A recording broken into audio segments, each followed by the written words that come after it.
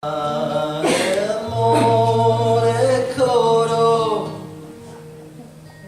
pensando a ti è solo un momento, non ti spiegare o pensamento, t'assicuro che tu è solo un bravo. Che t'amo forte, t'amo, si messere così. Luis Nelson Garcia Lorca e l'otoño viendrà con Caracoles. Stai a Barcellona? No, io sono siciliano.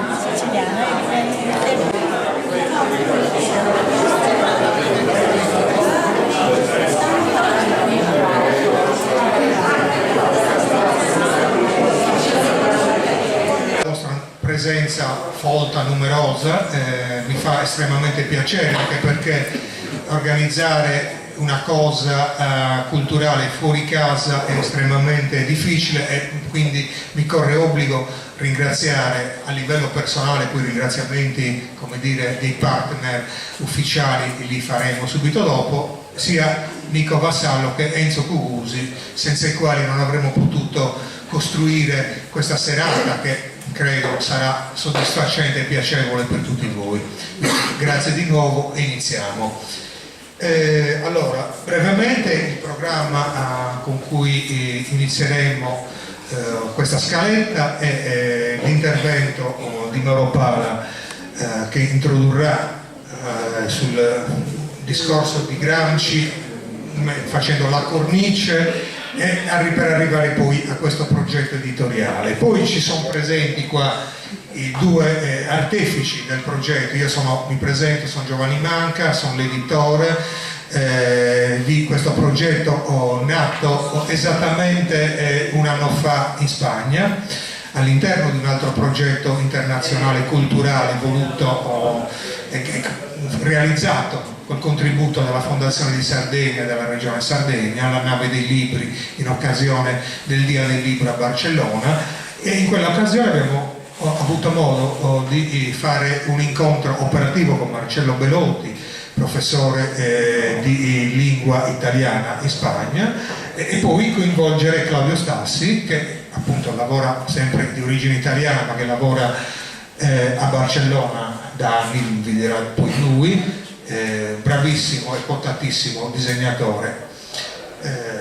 Dopodiché interverranno appunto Nico Vassallo dell'Anonima Fumetti, che è partner in questa organizzazione, che farà un discorso sulle illustrazioni del libro, perché le illustrazioni sono, essendo un libro per bambini, sono un pezzo fondamentale del progetto. Avete avuto modo di vederlo, tra l'altro vi consiglio di prendere le copie che sono rimaste, che stanno andando a ruba, e di approfittare dell'occasione rara, perché insomma per muoversi da Barcellona non è che sono tantissime le occasioni, di avere qui l'illustratore presente che ve lo autograferà come un disegno originale che darà più preziosità al libro.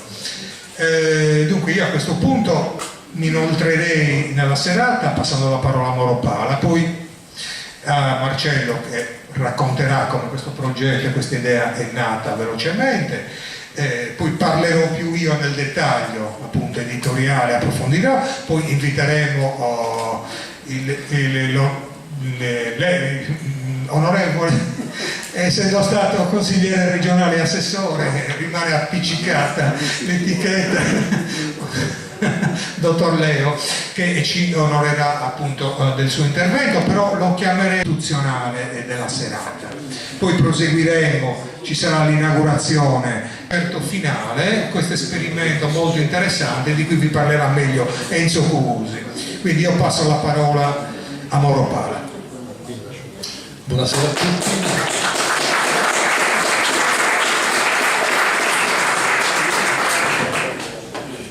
Buonasera a tutti, ringrazio per questo invito. Apro con un'analogia. L'analogia è fra tre autori che apparentemente sembrano avere ben poco in comune.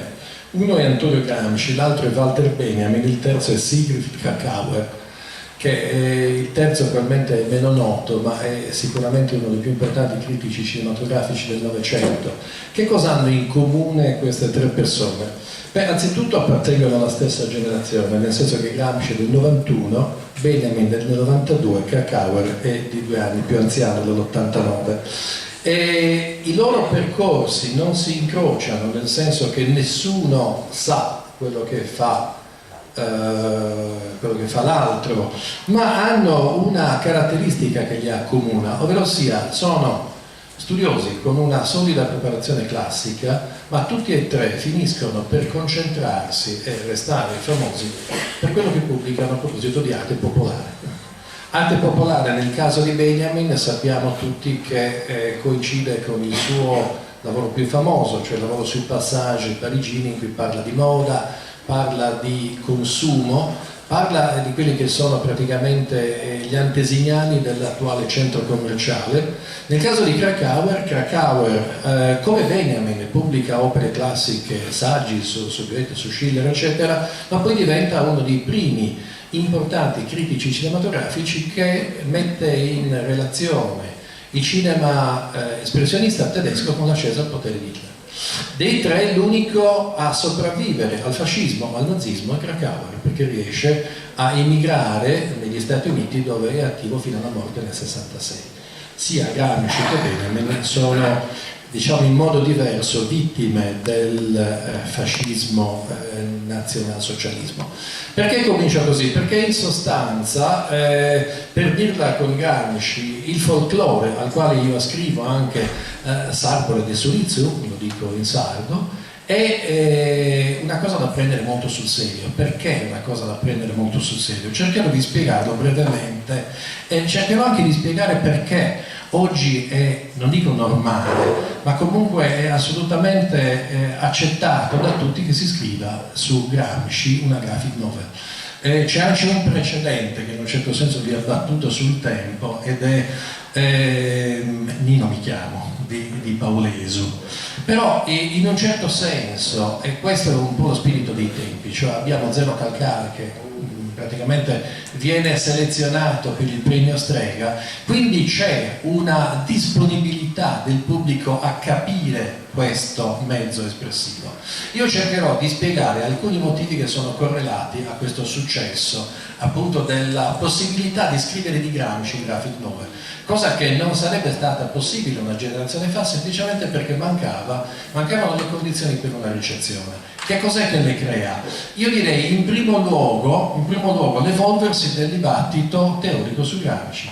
In estrema sintesi potrei dire che nel corso di questi 30 anni, che sono i 30 anni che ci separano dall'89 fatidico, in cui Gramsci visse praticamente la sua stagione più, direi, triste, nel senso che venne ridotto praticamente a una figura monodimensionale e anche monopartitica. Da lì c'è stato un notevole lavoro filologico, coordinato qui in Italia da Gianni Francioni, cioè si è riletto Gramsci, si è fatta un'analisi parola per parola, alcune delle opere appunto vengono riunite in Le parole di Gramsci. L'effetto di questo dibattito dal punto di vista politico è una evoluzione della comprensione di Gramsci nel senso di possiamo dire, una espansione semantica rispetto a Marx. In che senso? Mi concentro solo su alcune parole chiave, non ho tempo, e sicuramente una parola chiave, non solo, ma Gramsci diventa molto più perspicace rispetto all'ideologia che può essere anche considerato un errore, ma ha indubbiamente una valenza politica. Sto parlando evidentemente di un fenomeno che inquadra il populismo contemporaneo. La sinistra, a partire dalla New Left inglese, si va sempre più orientando, e non soltanto la sinistra anglofona, ma sto pensando anche a Ernesto Laclau, a una analisi dei fenomeni ideologici come fenomeni di massa. All'interno di questi fenomeni di massa si tratta di comprendere, non tanto di censurare ciò che è errato, perché nel momento in cui un errore vince le elezioni, come come sappiamo tutti, è forse il caso di prenderlo come il folklore molto sul serio. Quindi io ricostruisco una percezione che è una percezione di una generazione, è la generazione del 90, dell'800, che nasce praticamente sotto il segno della massificazione che trova evidentemente la sua conclusione e principio e realizzazione nel primo conflitto mondiale. Noi stiamo celebrando praticamente il centenario, considerate che la lingua che Gramsci utilizza è una lingua fatta di termini militari, cioè questo linguaggio militare, le casematte, praticamente la guerra di posizione, diventa una lingua demotica dopo il 1918, ovvero sia Gramsci sa di parlare a tutti perché anche chi non è stato in trincea ha qualcuno che sa che cosa significa. Quindi in un certo senso è una lingua che va direttamente a una percezione di tipo emotivo. E qui arriviamo a un altro aspetto che mi sembra molto importante, cioè sia Benjamin che Krakauer che Gramsci danno un peso che non esiste in studiosi marxiani precedenti. Sto pensando in questo caso in particolare all'Althusser, all'elemento emotivo. Anche in quel caso l'elemento emotivo ha un valore primario. Ma qui parto da alcune citazioni, alcune molto brevi, gramsciane. Gramsci si chiede: quale popolo? Ma chi lo conosce questo popolo? Ma chi lo ha mai definito a quaderno 3? E qui naturalmente il popolo è il popolo che è distante per gli intellettuali, ovvero sia gli intellettuali cosmopoliti, ripeto, cose che tutti i presenti sanno molto bene, ma soprattutto un popolo che è difficile raggiungere, un popolo che Gramsci cerca di raggiungere, come diceva anche Giovanni poco fa, immergendosi nelle letture di Cadolini e Vernizio, per un fatto di numeri, non soltanto per un fatto di numeri, ma piuttosto per un fatto di possibilità. Qui cito ancora Gramsci, che era matematico nell'uso dei termini, ma allo stesso tempo sapeva essere plastico. Mi è piaciuta questa espressione che trovate nel quaderno 7. Gli intellettuali sono stati condiscendenti, di una condiscendenza benevola, ma non sono capaci di medesimezza. Splendida questa parola, di medesimezza, cioè di capacità di immedesimarsi col popolo senza farlo alla Manzoni, cioè in modo paternalistico. Non solo, ma questo evidentemente non è un punto secondario, non è un punto secondario perché Gramsci prende anche le distanze da Croce, non è Umberto Eco, non è McLuhan, è Gramsci. Cioè Gramsci vede prima della stagione degli anni 60, delle grandi provocazioni della pop art, un folklore che riesca a riflettere la collettività omogenea.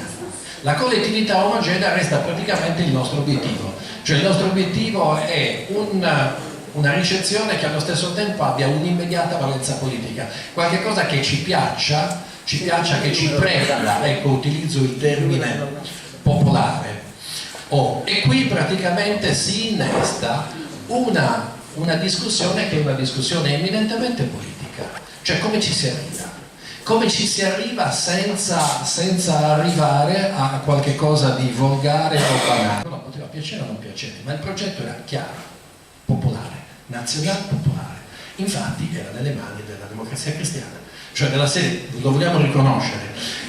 L'errore intellettuale, secondo Gramsci, è che l'errore che fanno gli intellettuali, che si possa sapere senza comprendere. Attenzione a questo distinguo, cioè si pensa di sapere, ma in realtà il comprendere va oltre. Il comprendere va oltre e qui praticamente arriviamo a quello che si diceva prima, ovvero sia Benjamin che Krakauer parlano di empatia. Il primo interprete di quella che è una rappresentazione fordista, e vorrei ricordare che la rappresentazione fordista di Gramsci nasce dall'esperienza torinese, perché praticamente Gramsci non sarebbe Gramsci senza Torino. Questa è una concessione fatta da un sardo, il sottoscritto, cioè Gramsci non sarebbe nulla senza l'esperienza torinese. È qui che lui ha le folgorazioni che lo portano a parlare di americanismo. Parlare di americanismo significa parlare anche della possibilità al limite del gorilla ammaestrato. In questo caso evidentemente c'è una rappresentanza, ma si tratta di superare, qui cito ancora Gramsci, il terreno economico pur tenendolo in considerazione. In un certo senso si tratta di andare oltre Padoan, lo dico col massimo rispetto, Si tratta di attualizzare attraverso Gramsci tutta una serie di istanze che sono state fatte proprie dai movimenti, praticamente da Varoufakis, mi sembra una voce autorevole in questo senso, Enzensberger, che ha scritto Il mostro benevolo sul mancato progetto dell'Europa attuale. L'Europa è nata come un progetto, sto pensando al progetto di De Gasperi, di padri fondatori, è durato fino a Delors, e poi praticamente si è avvizzito, si è esaurito. Oggi praticamente il progetto è una economia che non piace a nessuno e che sostanzialmente ci vede essere passivi. Quindi l'ultima citazione è una citazione che inquadra lo stato d'animo nello scrivere un libro del genere, ed è tratto dalle lettere, la lettera a Tania del 22 aprile 1929. Se essere lussoiano e lasciar fare la natura che non sbaglia mai è una scelta fondamentalmente buona, oppure se si tratta di sforzare la natura introducendo nell'evoluzione la mano esperta dell'uomo il principio di autorità. Io in questo momento sono ancora incerto e mi frullano per il capo due ideologie che tenzonano nella mia scelta. Quindi praticamente è un'idea di insegnamento, un'idea pedagogica che va recuperata, perché sostanzialmente il consenso, che è la...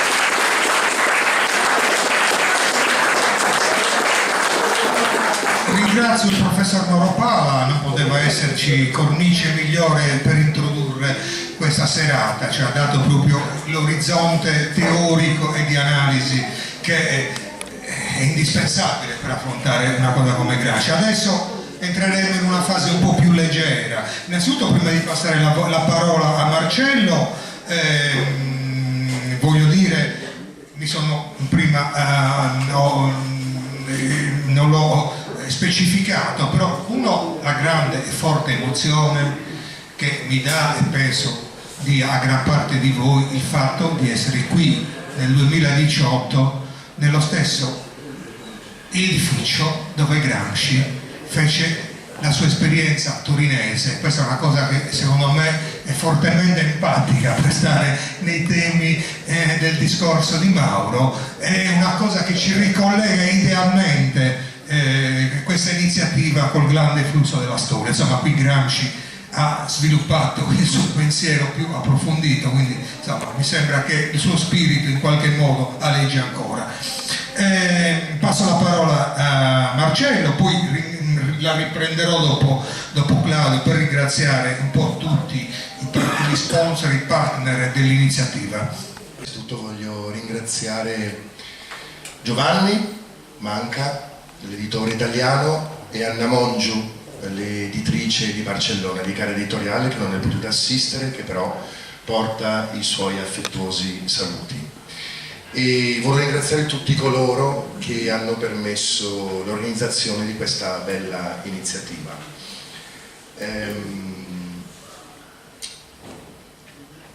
Con questo libro io credo che sia io che Claudio, l'illustratore, per rubare un termine che non conoscevo, Mauro, abbiamo cercato di compiere fino in fondo questa cosa meravigliosa che è la medesimezza, ossia di utilizzare sia io che Claudio le conoscenze nostre. Io sono traduttore e professore di italiano, vivo da 15 anni a Barcellona, parlo correntemente lo spagnolo e il catalano, e Claudio da una vita intera è illustratore. Abbiamo quindi in qualche modo deciso di utilizzare quello che facciamo nella vita per diffondere, per far conoscere in Spagna inizialmente, in Catalogna, le fiabe di Antonio Gramsci.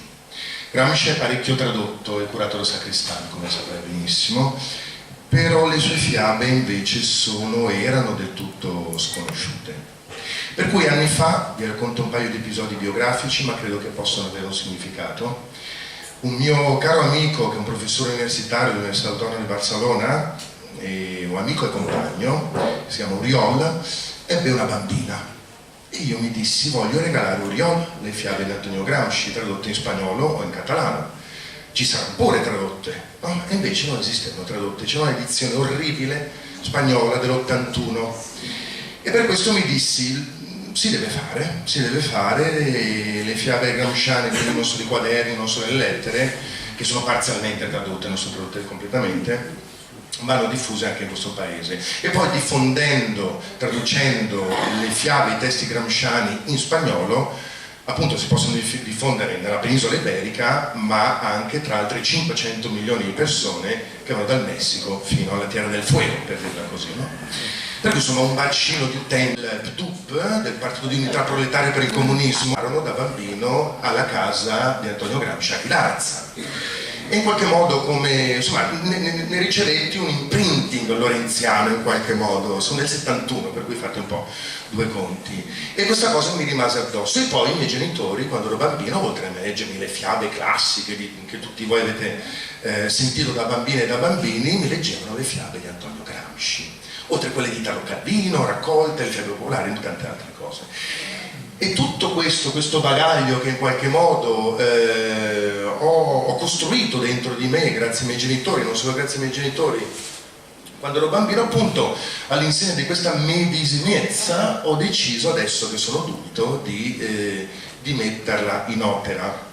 Per cui con Claudio appunto si decise di creare un libro per bambine e per bambini, e se notate il libro ha anche nei caratteri, proprio nella stampa, una dimensione abbastanza ampia affinché le bambine e i bambini possano leggerlo con i propri genitori e da soli, e proposi questo progetto, ne parlai, detto meglio, questo progetto a Claudia Loi, che è una carissima amica sarda di Cagliari, che vive da tanti anni anche lei a Barcellona, presidentessa dell'Associazione dei Sardi di Barcellona, perché ovviamente per fare un libro, soprattutto un libro illustrato, servono un po' di fondi.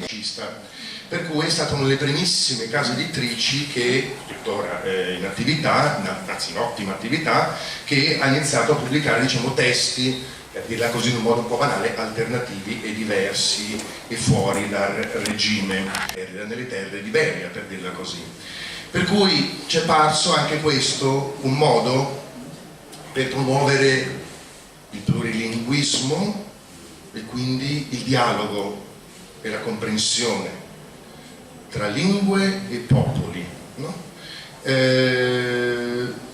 Per ciò che riguarda la Spagna, ma non solo per ciò che riguarda la Spagna, per ciò che riguarda l'Europa tutta, all'interno della quale, a nostro avviso, tutte le lingue hanno diritto di cittadinanza e nessuna deve essere esclusa, e tutti i popoli, con le loro peculiarità, altrettanto ne hanno di diritto di cittadinanza, senza che questo debba portare a creare gerarchie, differenze, lontananze e io sono meglio di te, la mia lingua è più importante della tua. Tanto che l'idea di tradurre Gramsci allo spagnolo, come dicevo prima, non era solo, pensata, non è stata pensata solo per la Spagna, ma la nostra casa editrice spagnola, che ha curato soprattutto l'edizione spagnola e catalana, ha un'ottima distribuzione in America Latina, dove si sta vendendo il libro. Le ultime due cose, l'introduzione che trovate, ci sono due introduzioni, anche su questo abbiamo voluto, come i due editori, italiano e spagnolo, catalano e Claudio, coinvolgere sia un introduttore, un'introduzione italiana, sarda, e quindi Mauro, che con la sua estremo conoscimento, no? Conoscenza di Gramsci, che assolutamente aveva un peso specifico scientifico molto importante. E l'altra introduzione di Rosa Legas, che è una delle scrittrici più importanti attualmente vive, spagnole.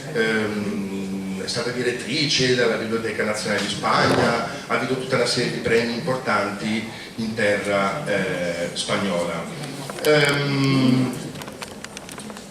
Non c'è molto da aggiungere oltre a quello che avevo detto. Adesso Claudio vi racconterà, vi darà 2 o 3 informazioni su come abbiamo scelto i testi, perché le fiabe sono molte, qua ne sono presenti solo alcune, e li abbiamo legati ai disegni. Volevo solo dirvi che questa è una delle ultime, la settima presentazione. Le abbiamo fatte già in Spagna, a Barcellona, a Madrid, a Valencia, a Tarragona, e dopo l'estate ne sono previste altre in Spagna. Il libro sta andando molto bene in Spagna, siamo molto contenti.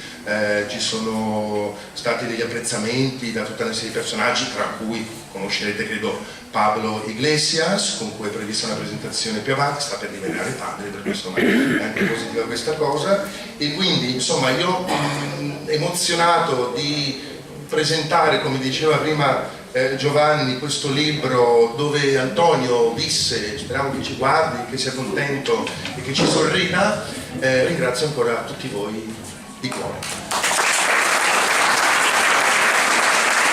Allora, prima di passare agli altri interventi, la serata sta acquisendo anche spessore con personaggi diversi, importanti, che vorremmo che intervenissero. Io mi corre d'obbligo salutare l'assessore alla cultura della regione Piemonte, Giuseppe De Stella, appena arrivato. Scusate, ma ormai su questo tema Sardegna e Piemonte stiamo costruendo un'unità, di questo ce lo confermerà Giampiero Leo del Consiglio regionale della regione Piemonte. No, ma questo ci tengo perché poi mi diranno come previsto nella scaletta alcune cose istituzionali, ma ci tengo anche particolarmente, ricollegandomi al discorso di Marcello, perché la scaturigine di questo progetto di lingue per la prima volta in Europa, il libro è uscito a dicembre dell'anno scorso, quindi una strena, e 4 libri diversi in 4 lingue diverse, traduzioni se ne fanno a migliaia editoriali in Europa, ma un'operazione come questa non era mai stata fatta. 4 libri diversi in 4 lingue, cioè lo stesso libro in 4 lingue diverse, pubblicato in contemporanea e distribuito. Siamo dentro il salone off del Salone del Libro. Sappiamo quindi che tecnicamente il discorso degli editori è molto importante e il discorso del mercato editoriale. Livello alto che oggi si vede nelle rappresentazioni grafiche e nei riconoscimenti di vari appunto enti o strutture del culto. 30 anni nella mia vita, quindi un quartiere che conoscevo abbastanza bene. Ho realizzato un fumetto che si chiama Per questo mi chiamo Giovanni, che diciamo tratto da un libro di Luigi Garlando, che ha raggiunto praticamente tutte le scuole italiane, ha superato le 10.000 copie di vendita. Io sono straordinariamente contento di questo esito, è una cosa che sulle graphic novel quasi non esiste. Quello che oggi diciamo fanno quelli che hanno vinto lo facevano prima gli altri, la storia si ripete. E quando Marcello in un pranzo mi portò tutte le fiabe di Gramsci, che è nel posto più oscuro che esista al mondo, aveva scritto per i suoi figli, illuminando quelle pagine con le sue parole, io sono rimasto sconvolto. Conoscevo semplicemente la fiaba più famosa, che è l'Albero del Riccio, non conoscevo le altre. E Marcello, dandomi quei fogli, dandomi quelle pagine, per me fu come un tesoro, aprire come un tesoro, e cominciai a leggerle proprio con voracità. Sono bellissime, cioè, sono veramente straordinarie. E lui mi disse: dobbiamo farle. E io dissi: sì, sono d'accordo. Da lì nacque tutto. Nacque il progetto. Poi lui è un animale da fiera, lui riesce ad entrare nei meandri di tutto, e riuscì a tirar fuori queste collaborazioni con queste 2 grosse case editrici con cui sono stato veramente contentissimo di lavorare e collaborare. Quando ho iniziato a leggere le storie, state vedendo là le illustrazioni, quindi avete un'idea di quello che è stato il lavoro che ho svolto, che è quella di attraverso l'acqua e il colore, appunto, con un po' di umidità si distrugge. Questa fragilità, che per quanto Gramsci potesse essere talmente potente, forte, ideologicamente, filosoficamente preparato, io l'ho riscontrata in quelle letture, ho visto la fragilità al racconto, e per me è stato... Grazie mille. Per essere più breve, resto qui, non mi siedo. sono felicissima che ci siano tante persone questa sera a seguire questo evento, si usa chiamare ogni raduno di persone che parlano di cultura ormai, perché come è stato detto prima questa è la sede di Casa Gramsci, cioè il luogo in cui Gramsci ha vissuto, probabilmente lassù in una soffitta fredda e buia. Quella soffitta non c'è più perché è stata bombardata durante la guerra, ma quando è stato ricostruito questo luogo, trasformato in questo splendido hotel, il costruttore Ligio, a una promessa fatta al comune di Torino, ha deciso, lo ha fatto perché ha promesso e lo ha fatto, di come dire, creare uno spazio dedicato al ricordo e alla valorizzazione del ricordo di Antonio Gramsci in questo luogo qui, ed è il posto dove sarete invitati, mi immagino, a come dire, festeggiare vedendo le bellissime tavole dell'illustratore, veramente splendide, e questa descrizione della tecnica le rende ancora più preziose, che appunto vi verrà offerto tra poco. Mi spiace che io non sarò con voi, ma vi dico soltanto due parole. Sono con voi da tanti punti di vista, concordo al 126% con quello che ha detto il professor Pala sul lavoro degli intellettuali e sulla necessità di portare da un lato Gramsci verso le persone comuni attraverso strumenti di conoscenza come dire, accettabili, comprensibili e come dire, emozionanti, empatici, e da questo punto di vista credo di non dover dimostrare più di tanto quanto questo sia il nostro filone.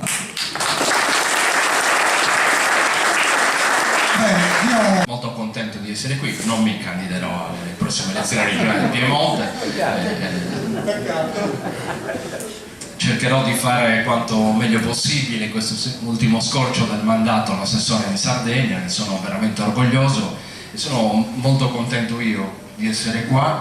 Intanto vi porto i saluti del presidente Pignero, che non è potuto essere qua, ma ci sono io a rappresentare tutta la giunta, e vorrei fare due riflessioni, insomma, su questo momento culturale. Che hanno lavorato nel tempo, consolidato relazioni, consolidato buone prassi che fanno in modo che ogni anno il Salone Internazionale del Libro sia qualcosa di stupendo ed è davvero importante per la sua dimensione e la sua importanza. Quindi essere qui è una cosa molto bella perché intanto ci sono due case editrici, una di Barcellona e una di Cagliari.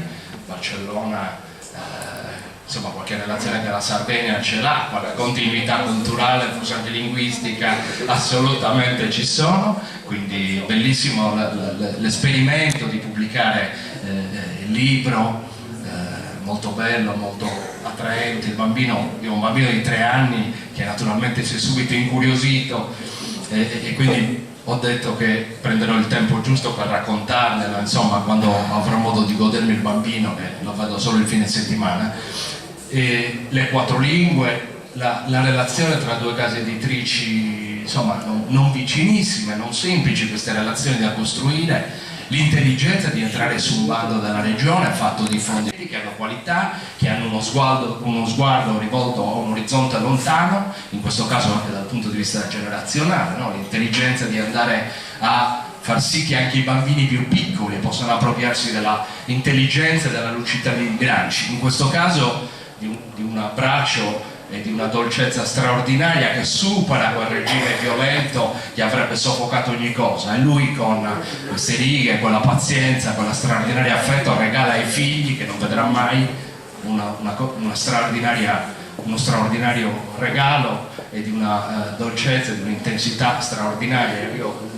La prima riflessione che ho fatto è stata questa qui: la sua intelligenza, la sua lucidità in un momento complicato, direi drammatico, sia per le sue condizioni di salute, sia per la violenza del regime, che non ammetteva nessuna modalità di espressione di un'opinione contraria, e lui in quel momento c'è un regalo che lascerà a loro.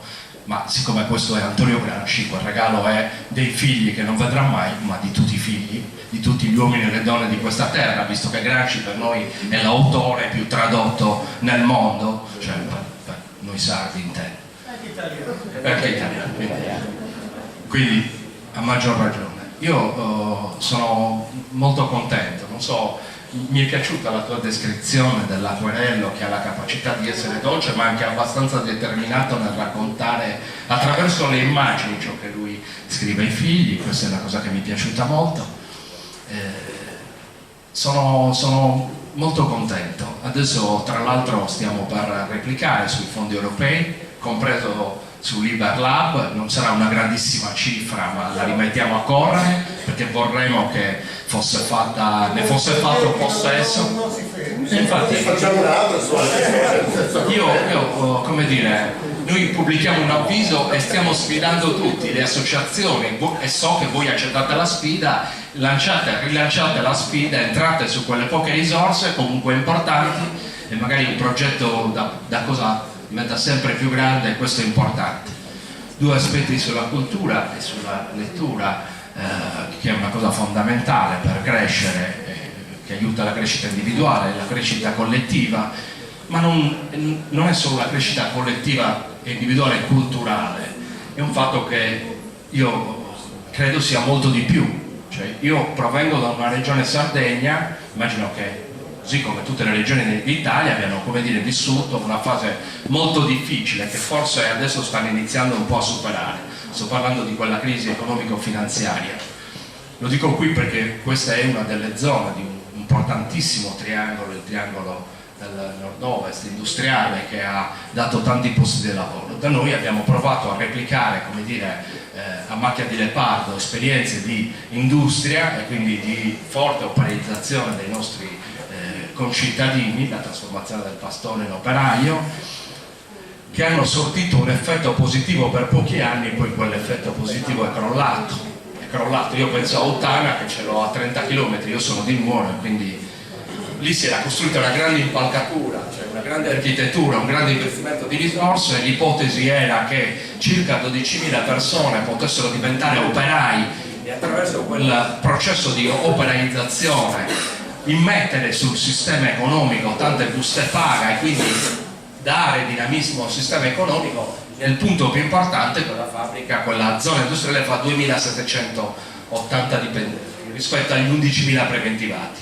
Piano piano quella bolla esplode, crolla a terra, il chimico e il petrolchimico pesanti subiscono una crisi devastante e noi ci ritroviamo con un pezzo di terra più inquinato, con un impatto violentissimo.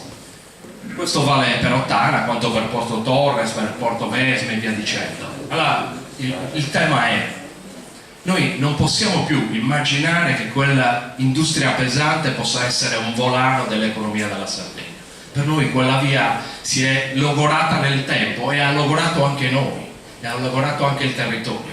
Allora l'immagine che possa essere la cultura nelle sue svariate e molteplici forme a essere un volano, non l'unico volano, perché questo sarebbe, come dire, chiedere troppo, ma uno dei volani del sistema economico per ridare energia, linfa, aspettative, creare un po' di sogni nel nostro territorio. Secondo me questo è un fatto positivo, e questo nell'anno del patrimonio culturale europeo, un anno importantissimo per la cultura, è stato, come dire, uno sprone a farci investire di più. Quest'anno tra i fondi regionali e i fondi europei, ben tarati per come dire, essere immessi sul sistema economico a favore del privato, perché io penso che uno degli attori fondamentali nella produzione di cultura e di offerta culturale siano proprio i privati, proprio per la loro dinamicità e anche per la capacità di sfidarsi in competizione. Questo è un elemento fondamentale. Il pubblico su questo non ha la stessa velocità, proprio per le sue dimensioni. Quindi investire da questo punto di vista per noi è un investimento importantissimo. Per cui questa è una via che abbiamo tracciato e intendiamo perseguirla. Io vi ringrazio dell'accoglienza, grazie Enzo, Grazie a tutti voi, io vi ringrazio davvero tanto.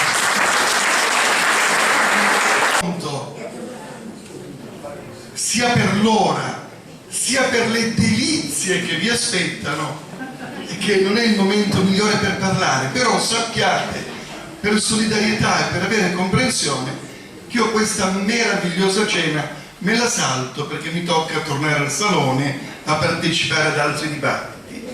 Ma grazie a voi ho goduto di un intermezzo significativo molto bello e siccome le cose belle bisogna avere la voglia e il coraggio di ripeterle, io non ho potuto concordare prima col simpaticissimo assessore Sardo, allora alcune proposte le faccio pubblicamente, coram popolo.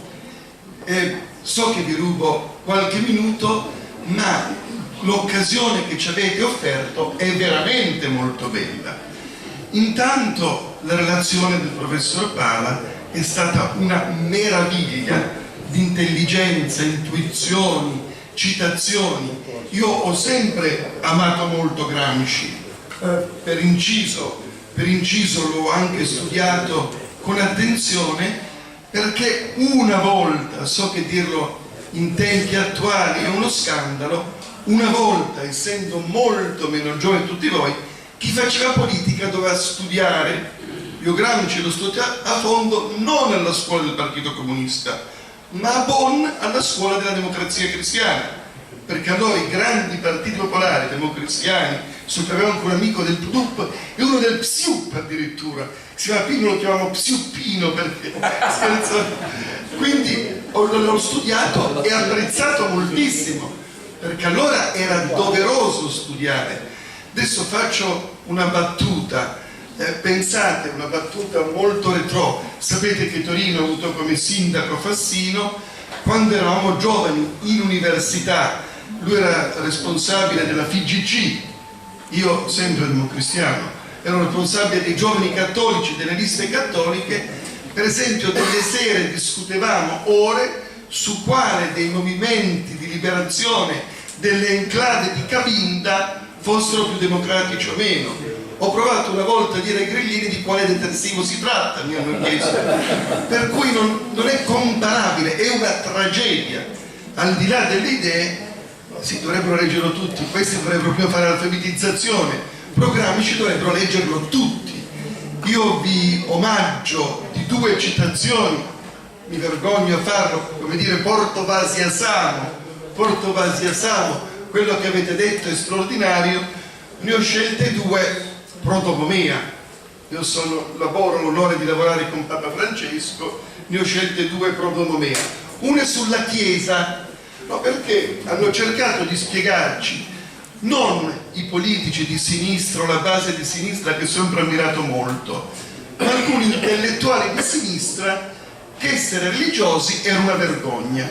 Ai miei tempi in università a Torino c'erano professori che al corso dicevano: questo è intelligente e strano perché è religioso, come fa a essere intelligente se è religioso? Anche agli esami. Per cui io mi sono difeso già allora facendomi difendere da Gramsci. Se avesse citato Paolo VI non gliene sarebbe importato niente. Gramsci scriveva sui quaderni: sì, la Chiesa è un organismo perfettamente democratico, perché il figlio di un contadino o un artigiano, se intelligente e capace, se duttile e volenteroso, può teoricamente diventare cardinale papa, la persona più umile impegnandosi.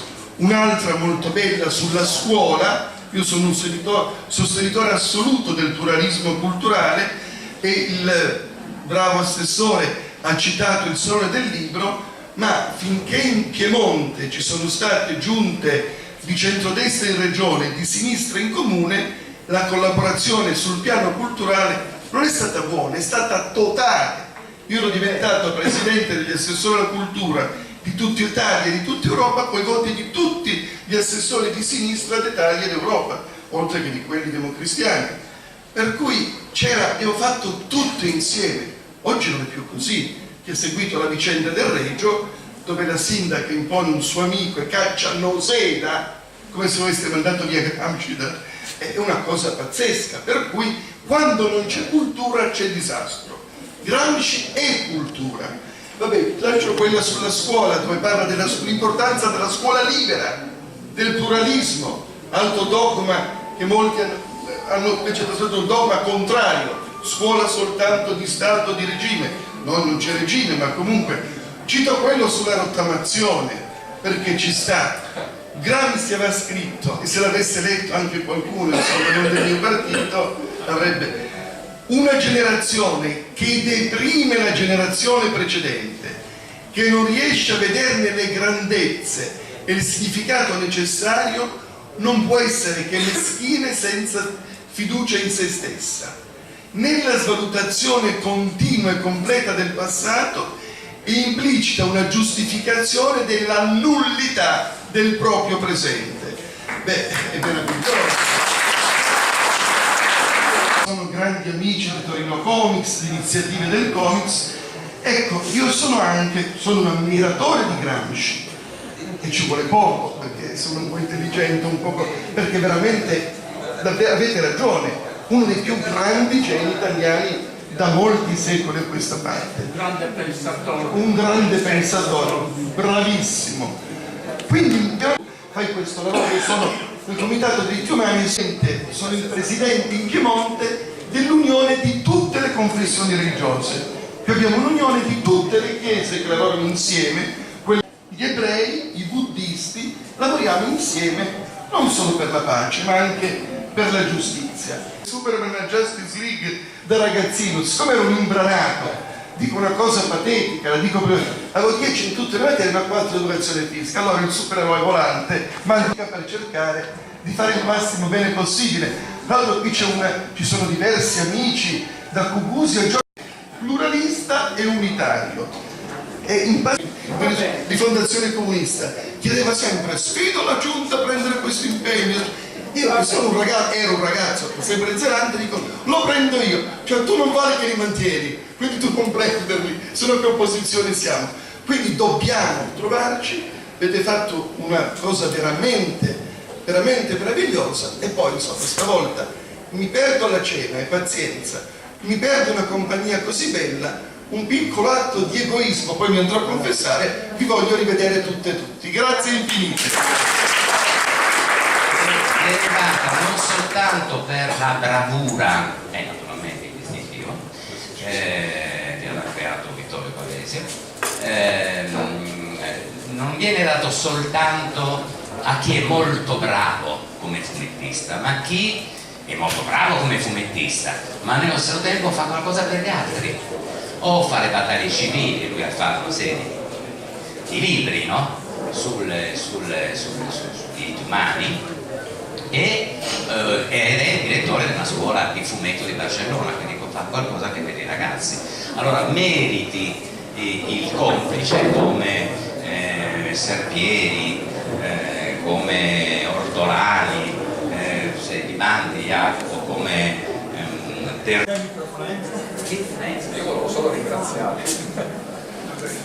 Io volevo solo ringraziare veramente l'Anonima Fumetti per questa meravigliosa tessera. Io ero socio dell'Anonima Fumetti circa 20 anni fa, mi ero iscritto, e poi comunque la persona che ha fatto la spilla è stato uno dei miei editori, Vittorio. Con lui è stato uno degli editori con cui ho cominciato, quindi mi fa piacere rivederti dopo tanto tempo. Quindi, la prima fase, perché poi ci aspetta un buffet offerto dall'associazione dei sardi Antonio Gramsci di Torino, e contemporaneamente ci sarà la visita alla mostra dei fumetti originali di Claudio Stassi. Due parole soltanto sull'associazione, di cui vedete una vecchia fotografia. Questa è una fotografia di un 1° maggio del 68 con il nostro vicepresidente Palmas, che distribuisce volantini durante il corteo del 1° maggio. Allora, la nostra associazione è l'associazione più antica di tra quelle degli immigrati sardi. Il 1° ottobre del 1968 alcuni uomini e donne coraggiose costituirono questa associazione, che poi è stata riconosciuta negli anni dalla Regione Autonoma della Sardegna, Noi continuiamo, dopo aver avuto altre denominazioni, continuiamo con il nome Antonio Gramsci e con questo, cioè avendo in mente Gramsci, gli insegnamenti di Gramsci, abbiamo organizzato assieme a Giovanni Manca e in occasione del Salone del Libro una decina. Per Salone Off noi in effetti abbiamo iniziato il 2 maggio raccontando le favole di Gramsci al Festival Matotta, che è un festival che si tiene a Torino nella zona di San Donato ed è un festival dedicato alla letteratura per bambini. L'inaugurazione è stata quella con le letture di una raccolta di libri, di fiabe curate da 2 giovani editori sassaresi. Questo è il terzo evento, domani continueremo all'interno del salone e adesso vi invito ad andare nello spazio che noi gestiamo in questo edificio che anticamente era l'ospizio della comunità ebraica, poi passò al Comune di Torino come edificio di edilizia popolare e nei primi anni 2000, a metà degli anni 2000 fu ceduto tramite concorso, tramite bando a una società, a una impresa di Torino che lo trasformò in albergo. Io da consigliere comunale mi opposi a questa vendita, però ero da solo e l'unica cosa che ottenni fu la votazione di un emendamento che impose alla proprietà, qualunque fosse, quella di ricreare uno spazio fruibile al pubblico che ricordasse la storia di Gramsci. Gramsci naturalmente abitò al 4º piano di questo edificio che fu bombardato e la trasformazione in albergo non avrebbe potuto consentire la fruibilità pubblica. Allora 2 anni fa la proprietà ha ultimato i lavori e ha consegnato al Comune di Torino, che poi lo ha dato in uso alla Fondazione Gramsci e a noi Associazione dei Sardi Gramsci. Facciamo parte di un comitato spontaneo di gestione e grazie soprattutto al volontariato delle donne e dei ragazzi dell'Associazione Sarda Antonio Gramsci, questo spazio è aperto per mostre, dibattiti, presentazioni di libri e altro. Grazie a tutti. Allora, il barman. Il vino è buono, eh? Non ti ciucchi sti però, No. C'è ta birra. Cara mamma, vorrei per essere proprio tranquillo che tu comprendessi bene stare qui in prigione. Cara mamma, vorrei proprio riabbracciarti stretta stretta, consolarti di questo dispiacere che ti ho dato. La vita è così, molto dura, e i figli devono dare dei grandi dolori alle loro mamme se vogliono conservare il loro onore e la loro dignità di uomini. Ti abbraccio, Nino. Non posso riposare, amore e coro, pensando a te e solo ogni momento, non è dispiacere o pensamento.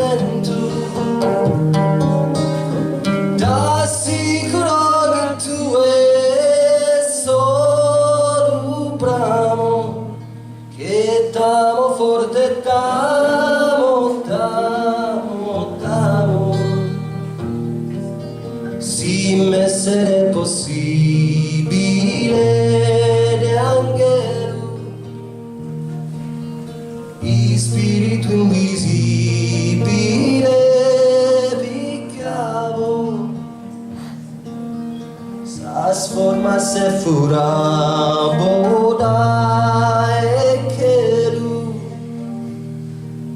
su sole sto sistendo se fumavo un mondo bellissimo protene propone dispensare care bene un mondo bellissimo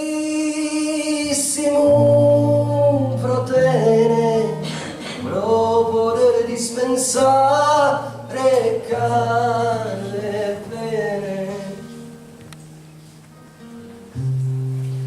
Nell'autunno del 1930 le condizioni di salute di Gramsci peggiorano. Studia, scrive, pensa con una fatica sempre maggiore. Continua a scendere in cortile per il passeggio, ma parla poco e si stanca presto. Non dorme per intere settimane. Le guardie lo tengono sveglio battendo i manganelli sulle sbarre ogni 3 ore. Per il suo fragile sistema nervoso un inferno. Riceve da Giulia pochissime lettere, con intervalli di mesi, ora fredde, ora affettuose. Giulia soffre danni di una grave depressione e lui ne è informato solo adesso. Si sente solo, umanamente, ma anche politicamente.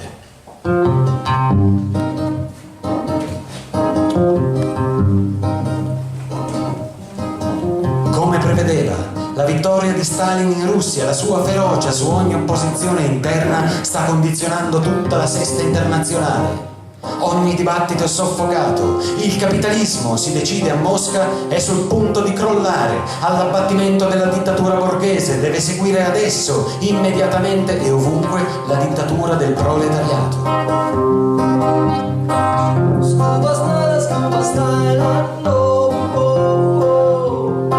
Sun is shining, the weather is sweet. Make you wanna move your dancing feet to the rescue. Here I am, want you to know, yeah, where I stand. Rivoluzione, rivoluzione. Ma non basta ripeterlo per essere rivoluzionari. Non può esserci una linea politica sola, buona per tutti i popoli e tutti i paesi. Il partito è affetto da astrattismo. Annuncia la rivoluzione senza chiedersi con quali mezzi e quali forze sociali. Finalmente alla speranza. Questo bellissimo pezzo è stato scritto da Alberto